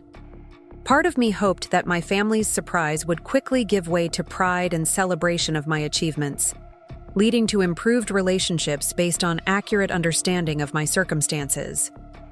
Another part of me feared that their reaction would confirm my worst suspicions about their inability to appreciate success that didn't conform to their traditional expectations. Regardless of their response, I knew that this moment would provide crucial information about the future of my family relationships and my own approach to balancing authenticity with family harmony. The decision to reveal my success so dramatically represented a point of no return in my journey toward complete self-acceptance and independence from others' approval. The night before Rachel's wedding, as I reviewed the final arrangements with Marcus and confirmed the timing for our arrival at the Four Seasons, I realized that this moment represented the culmination of years of internal conflict between my desire for family acceptance and my commitment to personal authenticity. Tomorrow would finally answer the question of whether my family's love could expand to include appreciation for achievements they didn't understand, or whether their approval would remain forever conditional on my conformity to their definition of success. The morning of Rachel's wedding dawned crisp and clear in the Colorado mountains, with autumn aspen leaves creating a golden backdrop against the dramatic peaks surrounding Vail. I had spent the night at a boutique hotel near the Four Seasons, partly to ensure perfect timing for the day's events, and partly to create some emotional distance from my family before the confrontation I knew was coming.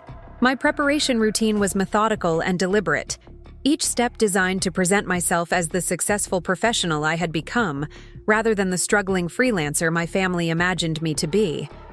The custom dress fit perfectly, its sophisticated cut and luxurious fabric immediately communicating quality and expense to anyone familiar with high-end fashion.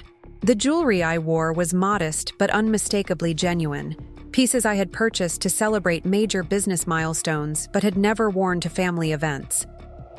Marcus arrived precisely on schedule, the Rolls Royce Phantom gleaming in the mountain sunlight like a piece of automotive jewelry.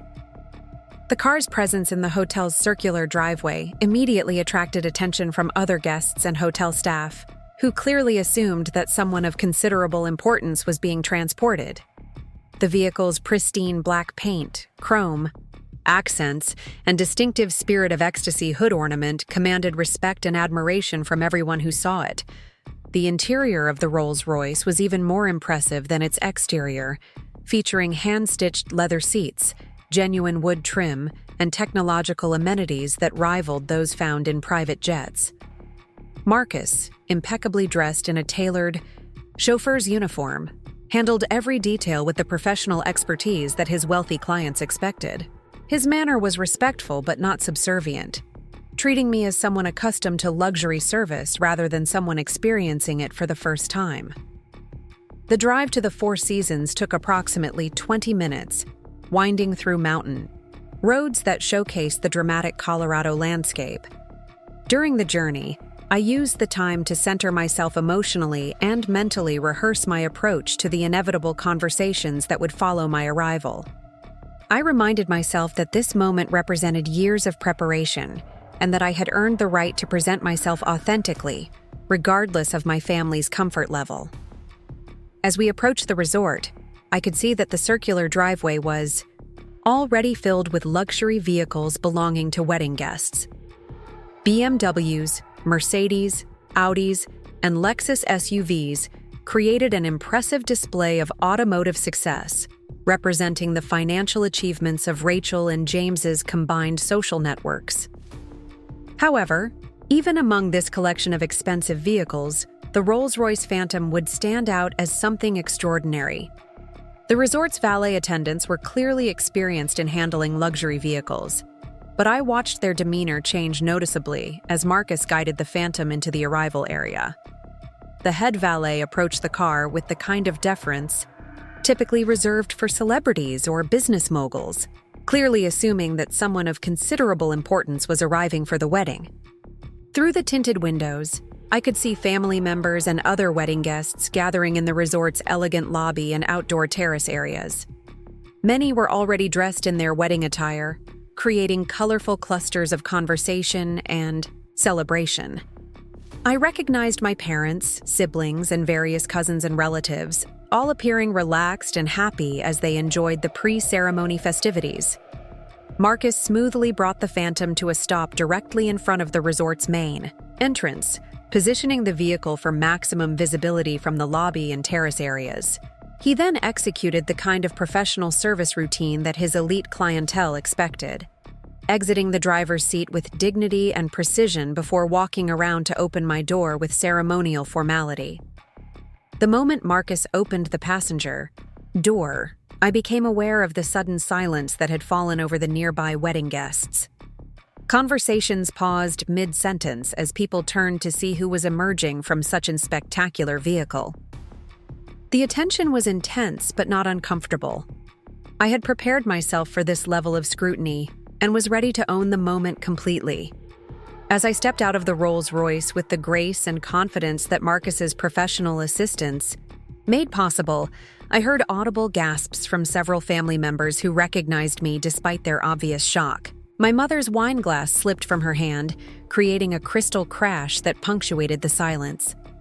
Daniel's mouth fell open in an expression of complete bewilderment, while Amanda grabbed her husband's arm as if she needed physical support to process what she was seeing.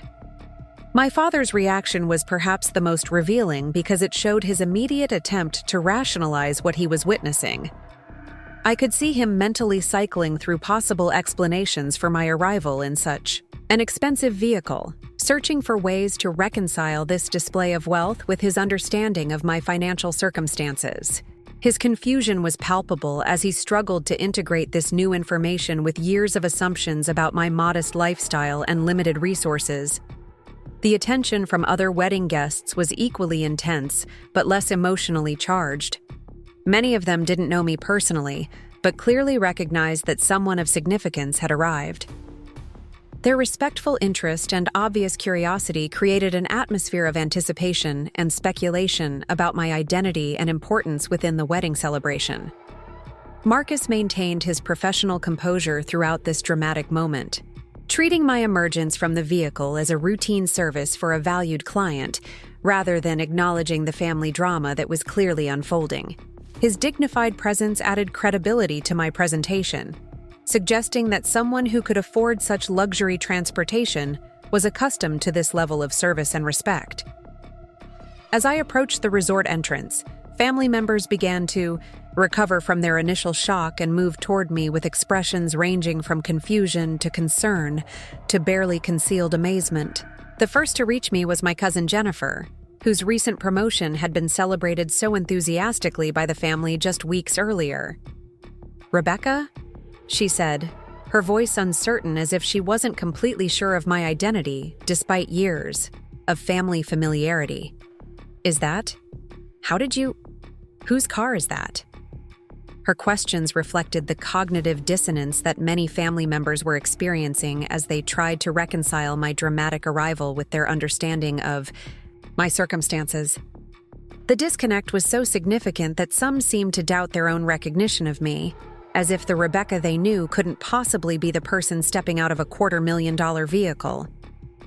My mother was the next to approach, her expression cycling rapidly through surprise, confusion, and what appeared to be rising panic. "Rebecca, sweetheart," she said, her voice carrying the kind of forced calm typically used in crisis situations. "What's going on? Where did that car come from? Is everything all right?" Her immediate assumption that something must be wrong revealed how completely my success contradicted her understanding of my life. In her worldview, the only way I could have access to such luxury was through some kind of emergency or unusual circumstance that needed immediate explanation and possibly intervention. Daniel's approach was more analytical, his business training prompting him to look for logical explanations that would make sense of the situation. "Becky," he said, using my childhood nickname perhaps in an attempt to restore familiar dynamics. "Did you rent that for the wedding? That's a pretty expensive choice for transportation. Is this some kind of special occasion splurge?" His questions reflected his assumption that my arrival in the Rolls Royce must represent unusual behavior that could be explained through temporary decision-making rather than evidence of substantial financial resources. The idea that I might routinely have access to such luxury was too far outside his understanding of my circumstances to consider seriously. Amanda's reaction combined sisterly concern with obvious bewilderment.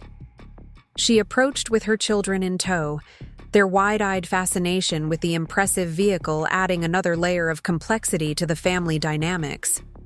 "Rebecca, I'm so confused," she said, her voice carrying genuine worry. "Is this your car? Did something happen? Are you okay?"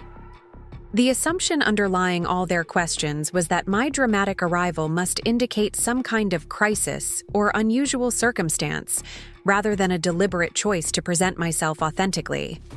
Their inability to conceive that I might legitimately have access to such luxury revealed the depth of their misconceptions about my financial position and professional success. As more family members gathered around me, their questions and expressions created a surreal atmosphere where my actual achievements were being treated as evidence of concerning behavior rather than causes for celebration. The irony was profound. The very success they had been hoping I would achieve was now viewed with suspicion and alarm because it contradicted their assumptions about my capabilities and circumstances. The moment crystallized years of family dynamics and revealed the fundamental incompatibility between their expectations and my reality. Their shock and confusion weren't just about the car.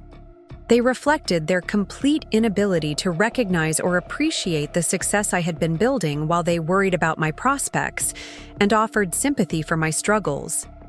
Standing there in the mountain sunshine, surrounded by family members, whose bewilderment was palpable, I realized that this moment would define our relationships going forward. Their response to this revelation would determine whether our family bonds could expand to include appreciation for achievements they didn't understand, or whether their love would remain conditional on my conformity to their definition of appropriate success. The wedding celebration continued around us, but for my family, the most significant event of the day was already taking place in the resort's driveway, as they grappled with evidence that would force them to question everything they thought they knew about my life and accomplishments. The immediate aftermath of my arrival created a bubble of surreal conversation as family members struggled to process what they had witnessed while maintaining appropriate wedding guest behavior. The cognitive dissonance was visible on every face as relatives who had spent years expressing concern about my financial security and career prospects attempted to reconcile their assumptions with the undeniable evidence of substantial wealth that my transportation choice represented. My Uncle Robert, never one for subtle inquiry, was the first to voice the direct questions that everyone was thinking. "Rebecca, I have to ask," he said, his voice carrying the authority of someone accustomed to getting straight answers in business situations. "How exactly does someone in your position afford to arrive at a family wedding in a Rolls Royce? That's not a rental car budget most people can manage."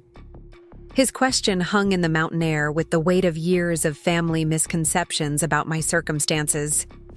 The gathered relatives waited for my response with the kind of intense attention usually reserved for dramatic revelations or crisis announcements.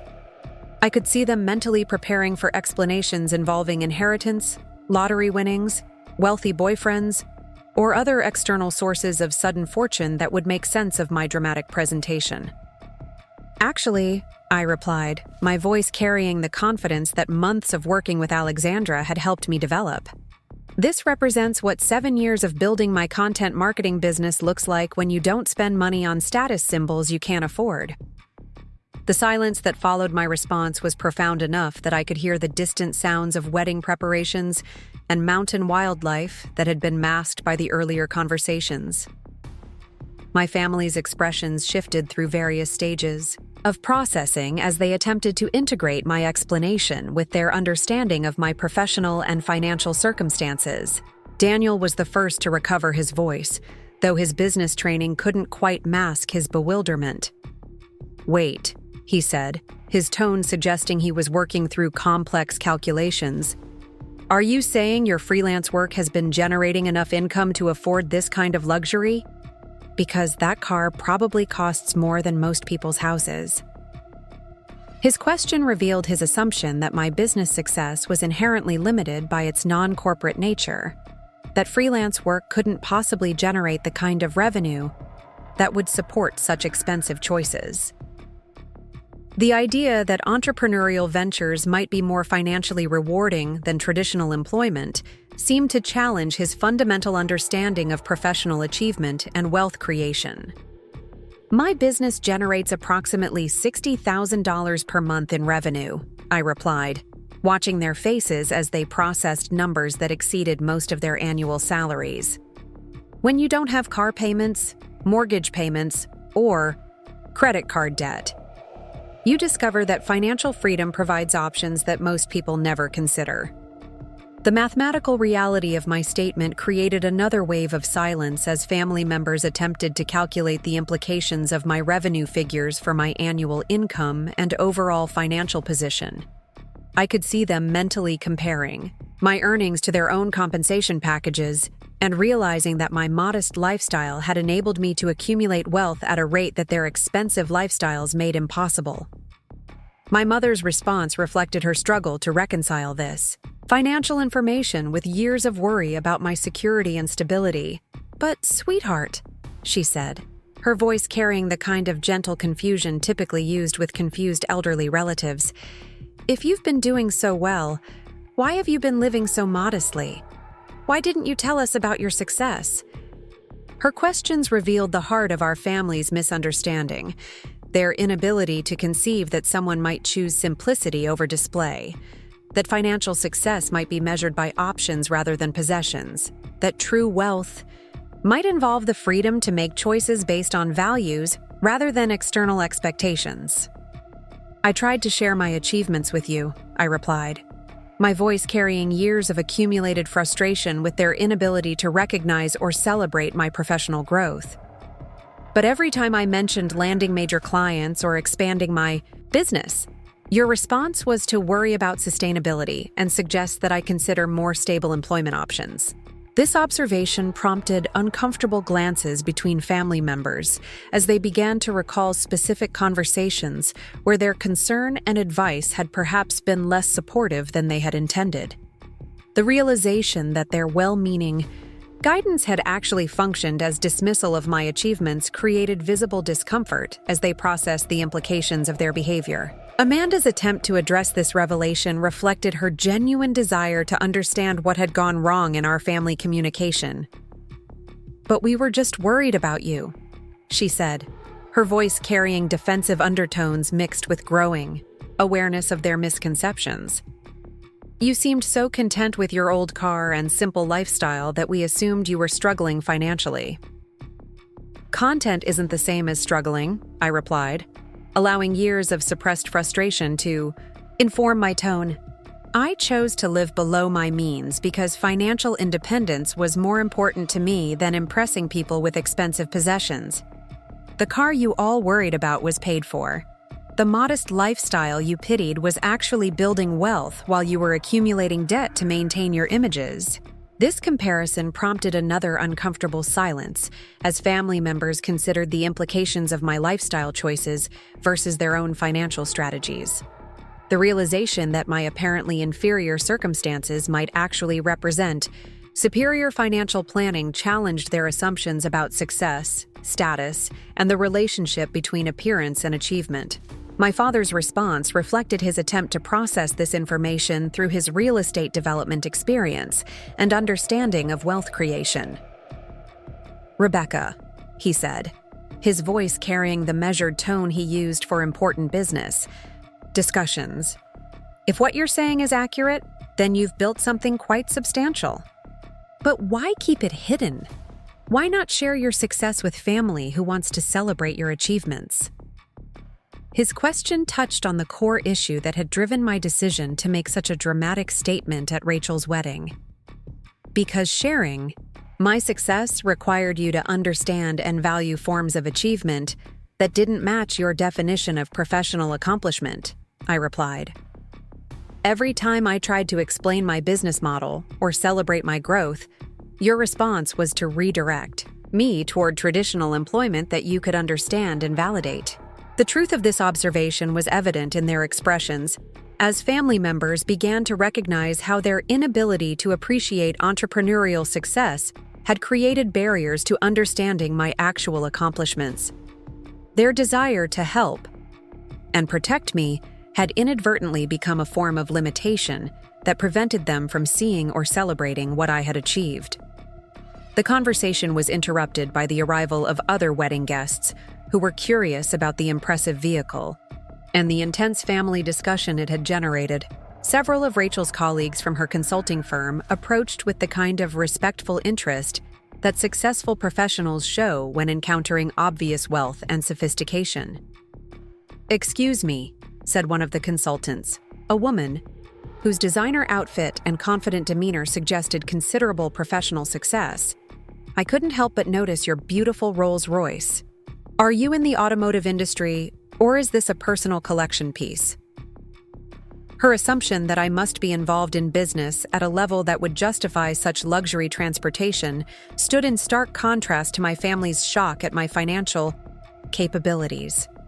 The difference in perspective highlighted how people outside my family circle were more readily able to recognize and respect evidence of success than the relatives who had known me longest. "I own a content marketing agency that specializes in digital strategy for luxury and lifestyle brands," I replied, enjoying the opportunity to present my professional identity to people who were equipped to understand and appreciate entrepreneurial achievement. The transportation choice reflects both personal preference and business positioning in the luxury market segment. The consultant's immediate recognition of my business sophistication and her follow-up questions about my client base and service offerings created a stark contrast with my family's continued bewilderment. Her respectful interest in my professional expertise and obvious assumption that I must be highly successful highlighted how much my family's perception had been limited by their own experiences and expectations. As the wedding ceremony time approached, family members began to disperse toward the chapel, but their expressions and conversations made it clear that my dramatic arrival had fundamentally altered the dynamics of the entire gathering. Extended family members, family friends, and other guests who had witnessed my entrance were clearly curious about my identity and circumstances, creating ripple effects that would influence conversations throughout the celebration. The liberation I felt as I walked toward the wedding venue was profound and multifaceted. For the first time in years, I was presenting myself authentically to my family without worrying about their comfort level or attempting to manage their expectations. The weight of constantly moderating my achievements and downplaying my success had been lifted, replaced by the satisfaction of owning my accomplishments regardless of their ability to understand or appreciate them. The irony of the situation wasn't lost on me. The very people who had been most concerned about my financial security and professional prospects were now struggling to accept evidence of the success they claimed to want for me. Their shock and confusion revealed that their worry had been less about my actual circumstances than about their own comfort with my unconventional choices. As I took my seat for Rachel's wedding ceremony, surrounded by family members who were still processing the implications of my revelation, I realized that this moment marked the beginning of a new chapter in my family relationships. Whether that chapter would involve their growth toward understanding and appreciating my achievements, or my acceptance that their approval would never extend to success they couldn't recognize, remained to be determined. Up next, you've got 2 more standout stories right on your screen. If this one hit the mark, you won't want to pass these up. Just click and check them out.